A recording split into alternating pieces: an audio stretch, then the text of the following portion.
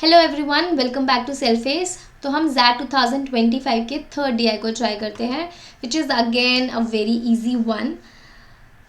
क्या कह रहा है देखिए, in an 8 week course professor administer a test at the end of each week. Okay, 8 week में हर वीक में एक टेस्ट किया।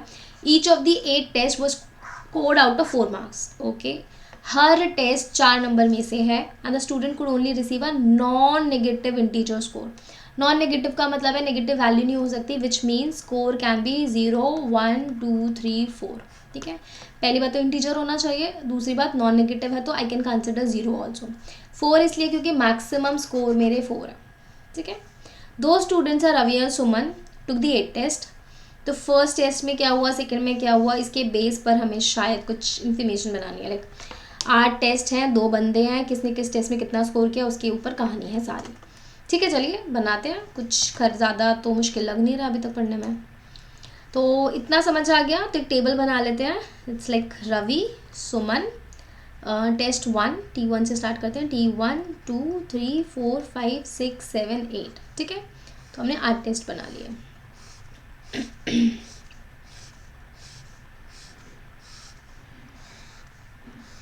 देखते हैं, चलिए। हाँ, ये क्लियर है ना, हर एक 4 में से करेगा नॉन नेगेटिव इंटीजर्स को, तो 0, 1, 2, 3, 4 तक स्कोर मिल सकता है। फर्स्ट टेस्ट में Ravi and Suman score the same marks. Okay, same marks कितने हैं पता नहीं, तो let's say this is x। From the second to 8th test Ravi score this exact same non zero marks. ये छोटे छोटे शब्द ना बहुत इंपॉर्टेंट है। नॉन जीरो मार्क्स है, नॉन इंटीजर वैल्यू है। तो वो कह रहा है सेकेंड से 8 तक रवि का सेम नॉन जीरो मार्क्स है। तो सेकेंड से 8 तक let's say this is y y y y y y y, but y can never be zero. तो वाई की वैल्यू 1, 2, 3, 4 हो सकती है। ठीक है, आगे कहता है Suman scored the same marks as Ravi from the 5th test onwards. Fine, काफ़ी सॉर्टेड सा लग रहा है। 5th टेस्ट ऑनवर्ड सुमन ने भी सेम स्कोर करा है रवि के जैसा, तो उसका भी वाई वाई वाई कर दिया। रवि का total marks in the first 3 test was same as a Suman का total marks in the first 2 test. Ravi के फर्स्ट 3 टेस्ट में मार्क्स है x+2y। देखो दिस इज x+2y। तो सुमन के भी फर्स्ट 2 टेस्ट में इट शुड बी x+2y। अब x तो दिख ही रहा है, तो यानी टेस्ट 2 में इसका स्कोर 2y करना पड़ेगा, सो दैट सुमन के 2 टेस्ट का स्कोर रवि के 3 टेस्ट के स्कोर के बराबर हो जाए। ठीक है, तो this is also sorted.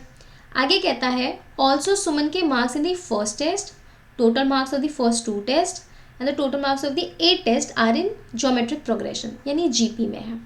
Fine, तो GP आपको पता होगी। GP में क्या होता है, if this is like first term is A, second term is AR, third term is AR square.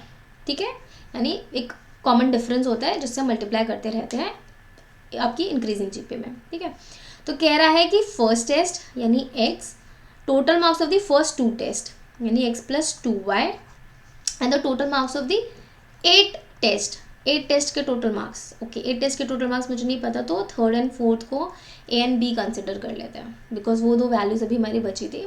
तो A एंड B कैप्स वाला हमने 2 वेरिएबल्स ले लिया। तो टोटल 8 का सम कितना होगा, x+y कितने हमारे पास, 1, 2, 3, 4, 2, 6, 6y + a+b। These are in GP। अब अगर ये GP में है, ठीक है, तो GP में क्या होता है, यहाँ पे लिख देते हैं x, y, z are in GP, तो y/x is equal to z/y, which makes it y² is goes to x into z। यानी बीच वाले टर्म का स्क्वायर करोगे तो इज इक्वल टू होता है first term into last term. I hope ये पता होगा आपको GP, अगर आपने कैट वगैरह की तैयारी करी थी। नहीं भी पता तो बहुत ही बेसिक है, पहले हम पढ़ चुके हैं AP GP को। ठीक है, नहीं तो अब मैंने बता ही दिया है। ठीक है, सिंपल कॉन्सेप्ट है, क्योंकि इनका कॉमन डिफरेंस बराबर होता है। तो सेकेंड टर्म और फर्स्ट टर्म को जब डिवाइड करूँगी सेकेंड टर्म को फर्स्ट से, तो जो कॉमन डिफरेंस आएगा that should be equal to third term divided by second term. तो इक्वेट करके y² is equal to xz आ जाता है। तो सेम कॉन्सेप्ट हम इसमें लगाएंगे। मिडिल टर्म का स्क्वायर अगर मैं करूँ यानी x+2y whole square, that should be equal to x first term into last term x+6y + a+b। Let's see क्या आता है, x² + 4y², लाइक a+b का होल स्क्वायर में खोल रही हूँ, +2ab यानी 2 2 4xy, which makes it x² + 6xy + x times of a+b। a+b में मैं x कॉमन लेके चलती हूँ, बिकॉज मैं अल्टीमेटली a+b की वैल्यू निकालना चाह रही हूँ। 4y² ये 6xy को लेफ्ट हैंड साइड लेकर आऊँगी तो this would be 2xy divided by x that is equal to a plus b. तो a प्लस बी की वैल्यू मेरे पास ये आ गई, ठीक है। अब y की वैल्यू मेरे को बताना, जैसे मैंने y की वैल्यू यहाँ पे बोला था कि y can never be zero because it is already mention कि y is non zero marks थे, तो मैंने y ज़ीरो हटा दिया। बट y की वैल्यू कैन इट बी 3 और 4? मैक्सिमम स्कोर तो हमारे पास 4 तक जा सकते हैं, बट y 3 और 4 हो सकता है? नो। क्यों नहीं? क्योंकि सुमन ने टेस्ट 2 में 2y स्कोर करा है। अगर y की वैल्यू 3 ले लूँगी तो 2y वुड बी 6 और y की वैल्यू 4 ले लूँगी तो 2y would be 8, which means कि टोटल मार्क्स से ज़्यादा एक्सीड कर जाएंगे। टोटल मार्क्स तो 4 है, तो 2y की वैल्यू मेरी 4 से ज़्यादा एक्सीड नहीं कर सकती, हेंस y की वैल्यू 2 से ज़्यादा एक्सीड नहीं कर सकती। तो y की value only 1 and 2 is possible, I mean 1 and 2 are possible, ठीक है। तो y की वैल्यू 0 मना कर दिया था, 3 और 4 लूँगी तो टोटल मार्क्स सुमन के टेस्ट 2 में एक्सीड कर जाएंगे 4 से, तो y की वैल्यू 1 and 2 ही ले सकते हैं। अब इसके दो तरीके हैं आगे अप्रोच करने के, ठीक है। एक तो हम है कि x और y पे केस बना लें कि y की वैल्यू अगर 1 लूँ तो यहाँ पर a प्लस बी की क्या वैल्यू आ सकती है, ठीक है। लाइक दिस वुड बी, अगर y की वैल्यू 1 लूँगी तो ये इक्वेशन मेरी हो जाएगी 4 minus 2x divided by x। तो अब x की वैल्यू को क्या क्या लिया जा सकता है, so that the this first ये जो जीपी वाली चीज़ है ये सेटिस्फाई कर जाए, ठीक है। और the best way is directly approach the question, because मेरा अल्टीमेट पर्पज़ ही यही है कि मेरे को क्वेश्चन सॉल्व करना है, ठीक है। तो पहले क्वेश्चंस देखो क्या कह रहा है, बेस्ड ऑन क्वेश्चंस आगे प्रोसीड करते हैं। आपका हमेशा टारगेट एक नज़र क्वेश्चंस ऑप्शन पे हमेशा रहनी चाहिए। Which of the following can be true, देखते हैं। Suman scored 3 marks in the second test, can be true.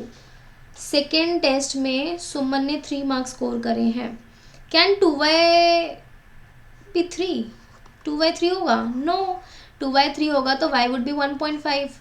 y 1.5 हो नहीं सकता because it's an integer value, y की वैल्यू, ठीक है। किसी ने भी नॉन नेगेटिव इंटीजर स्कोर करा है ना, तो नॉन नेगेटिव तो ठीक है, लेकिन y की वैल्यू 1.5 नहीं हो सकती। मुझे पता है y की वैल्यू इज़ 1 and 2, राइट। तो अगर y की वैल्यू 1 and 2 जाएगा तो फिर हट जाएगा, ये नहीं होगा। A is not my answer because मुझे कैन बी ट्रू निकालना। बी ऑप्शन कहता है Suman scored 4 marks in the 8th test, 4 marks in 8 test. y can be 4? No, y can not be 4, ये भी मैंने बताया। y की वैल्यू 1 and 2 हो सकती है। Ravi scored 4 marks in the 3rd test, Ravi 4 marks in the 3rd test. y again y है, sorry मैं थोड़ा सा स्क्रीन को आगे पीछे शफल कर रही हूँ, आई होप आपको समझ आ रहा है, ठीक है।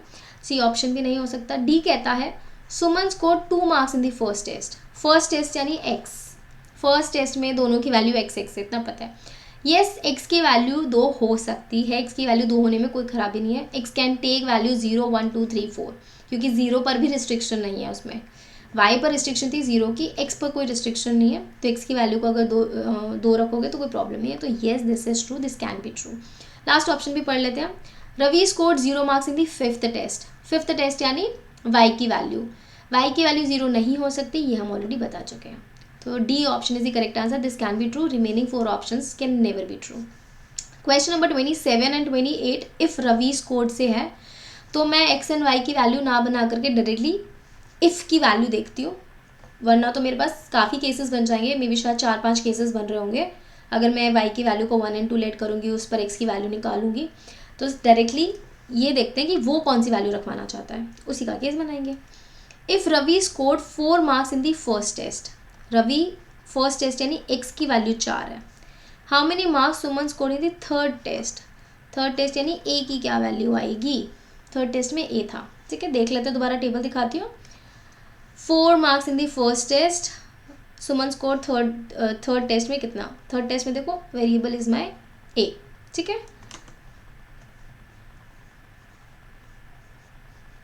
एक सेकेंड रुकिएगा। तो अब हम अगर बैटरी भी डाउन हो गई लैपटॉप की, ओके, x की वैल्यू को 4 रख के देख लेते हैं।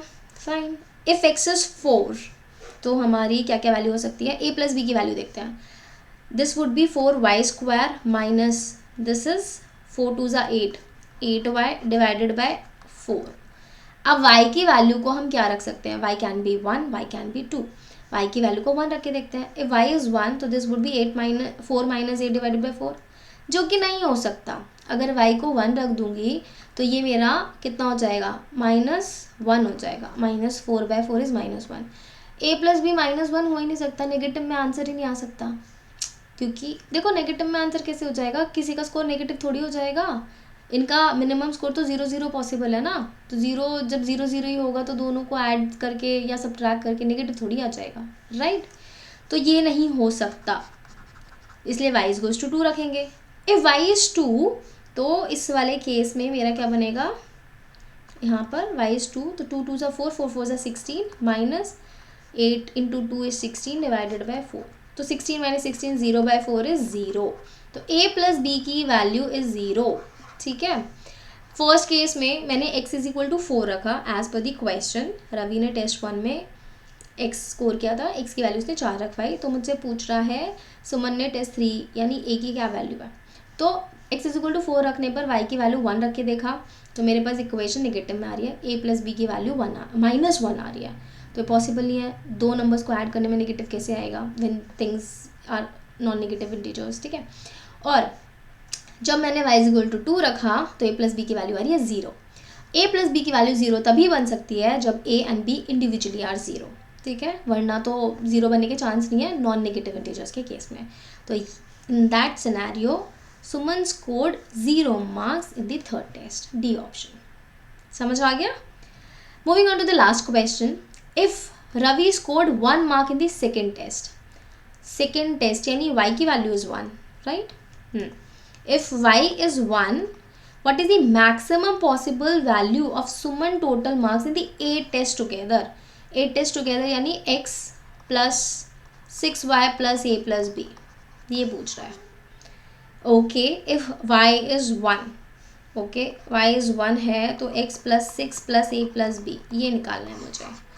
तो x की वैल्यू को तो मैक्सिमम आप 4 ले सकते हैं, but depending upon a plus b की क्या वैल्यू बनती है. तो a प्लस बी को मैक्सिमाइज करने की कोशिश करते हैं पहले, बिकॉज a प्लस बी पर काफ़ी कहानी टिकी है. ठीक है. Okay, y is equal to 1. a plus b की इस इक्वेशन को सॉल्व करते हैं. I am writing this thing here. ठीक है. y1 तो 4 minus 2x divided by x, ये कहानी है. 4 minus 2x divided by x. अब x की वैल्यू क्या हो सकती है इसमें, x कैन नॉट बी 0, क्योंकि अगर x को 0 रखूँगी तो मेरे पास वैल्यू हो जाएगी 4/0 विच इज़ नॉट डिफाइंड. तो x की वैल्यू को 1 रखते हैं. इफ x इज़ 1 तो this would B 4 minus 2 divided by 1 which is 2. तो a प्लस b की वैल्यू आ गई 2. ठीक है जी. तो x 1 रखा, 6 a प्लस b की वैल्यू आई 2 विच मेक्स इट 9. शेयर द वाटर इग्नोर. ठीक है. दूसरा देखते हैं. If x is equal to 2, x 2 रखती हूँ तो 2 2 ज़ा 4 डिवाइडेड बाई 2. तो ये a प्लस बी की वैल्यू हो गई 0. तो 8 आ जाएगा total sum, right. 2 plus 6 plus 0 is 8. ठीक है, मैक्सिमम. इफ x की वैल्यू को 3 रखूँगी तो नेगेटिव में चला जाएगा, because 4 minus 6 divided by 3 is negative. तो a प्लस बी की वैल्यू नेगेटिव आ जाएगी और 4 रखने पर तो आएगी नेगेटिव. तो in this scenario when y is equal to 1 तो x की वैल्यू 3 एंड 4 सेटिस्फाई नहीं करते, एंड x की वैल्यू 2 पर और 0 पर a plus b not defined and 0 आ रहा है. तो केवल x की वैल्यू 1 पर a प्लस बी 2 आ रहा है, एंड यहाँ से मैक्सिमम बनता है. x की वैल्यू 2 रखने पर ये सिनेरियो बना था 8, मैक्सिमम इज 9. ठीक है. थोड़ा क्वेश्चंस एंड जो सोल्यूशन था वो थोड़ा आगे पीछे था, तो थोड़ा ध्यान से समझना. तो दिक्कत हो रही है तो स्लो डाउन करके एक बार और देखो. कुछ भी नहीं है इसमें, बहुत इजी है. बस येस, मैंने सारे केसेस नहीं बनाए हैं, नीड भी नहीं है बनाने की, तो टाइम क्यों वेस्ट करना. क्वेश्चन देखो, जो क्वेश्चन पूछा उसके हिसाब से a प्लस बी की वैल्यू निकालो एंड लिख दो. ठीक है. तो ये भी बहुत आसान डी आया था जो 2025, मतलब मैंने ऑब्जर्व किया जैट का जो DI सेक्शन है ना, वो लाइक रीसेंट ईयर्स में, पहले की ईयर्स में बात करूँ तो कंपैरेटिवली थोड़े ज़्यादा सोचने वाले थे, बट रीसेंट पिछले 2-3 साल के अगर मैं देखूँ तो काफ़ी डूएबल आ रहे हैं. तो आप अच्छा खासा ट्राई कर सकते हो. ठीक है. एंड हर उसमें अगर मान लो जैसे 3 DI है तो 2 DI तो ईजिली डूएबल होते हैं, एक में थोड़ा मे बी अटक भी सकते हो, ऐसा भी हो सकता है. ऐसा नहीं कह रही कि आपका जो अभी अपकमिंग जैट है उसमें सारे आसानी आएंगे, बट 2 तो डूएबल होंगे, तो फिर प्लीज़ उनको छोड़ना मत. ठीक है. चलिए, all the very best for your that exam, and मिलेंगे हम अगली वीडियोस में with lots of knowledge and give and take. ठीक है, अब मैं भी आपसे सीखूंगी, आप भी हमसे थोड़ा आदान प्रदान करते हैं नॉलेज का। चलिए bye bye, take care, keep self facing yourself.